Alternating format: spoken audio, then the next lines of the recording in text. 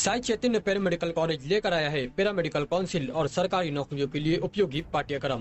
EMLT, radiology technician, health sanitary inspector में admission जारी है। हमारा पता याद रखें, Sai Chaitanya paramedical college, Ruby City Scan के ऊपर, मोची कॉलोनी। कृषि उत्पन्न बाजार समिति में 400 से 500 जानवर शुक्रवार को जो बाजार लगती उसमें आए।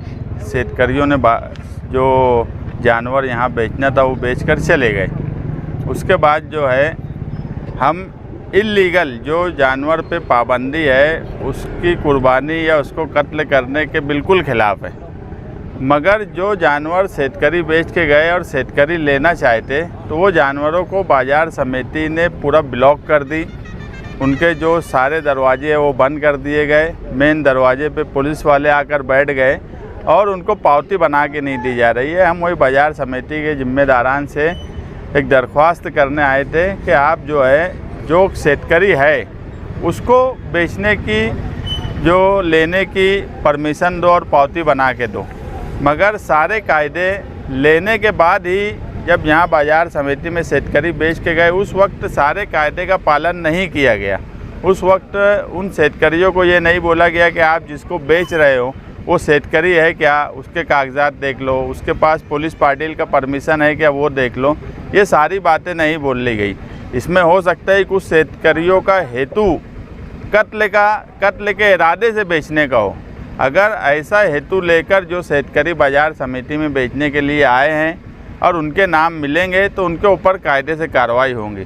कुछ लोगों की इस शहर में या पुलिस डिपार्टमेंट की ये समझ है कि सिर्फ जानवर लेना इल्लीगल तरीके से यही गुनाह है। ऐसा नहीं है।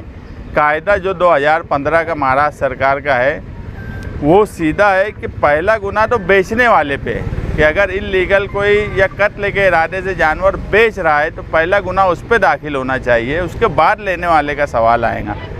ये सारे मामलात को समझने के बाद हमने ये कहा है कि अगर कोई शेतकरी लेके जाना चाहता बाजार समिति में तो आप उसको पावती दो और वो बाजार समिति कमेटी से यहाँ से जानवर ले जा सके। अगर उसका इरादा कुछ गलत हुआ या गलत तरीका इसने कायदे के खिलाफ़ काम किया तो कायदा अपना काम करे। मगर जो ब्लॉक कर दिया गया बाजार समिति को और किसी को जानवर नहीं ले जाने दिया जा रहा है, ये तरीका बराबर नहीं है। और अगर यही तरीका रहा तो त्यौहार ख़त्म होने के बाद फिर हमको भी मालेगांव शहर में कृषि समिति के ताल्लुक़ से मालेगांव शहरियान को बैठकर वहाँ की दीनी, समाजी, सियासी तंजीमों को बैठकर इस पर गौर करना चाहिए कि कुछ लोगों को अगर शेतकरी को फ़ायदा पहुँचा रहे हैं तो सिर्फ उनका इरादा यह है कि वो फ़ायदा पहुँचा दें और दूसरे लोग उसमें जिनके आज करोड़ों रुपये फंस गए उनके ताल्लुक़ से ये समिति नहीं सोच रही है। व्यापारियों के ताल्लुक़ से नहीं सोच रही है। उसमें फिर जानवर वाले व्यापारी हो कि तुम्हारा सब्जी फल वाले व्यापारी और सबको बैठकर इस समिति के बारे में सोचना चाहिए। अगर समिति जैसा शेतकरी के साथ सहयोग करती है वैसा ही सहयोग समिति का काम है कि व्यापारियों के साथ भी करे।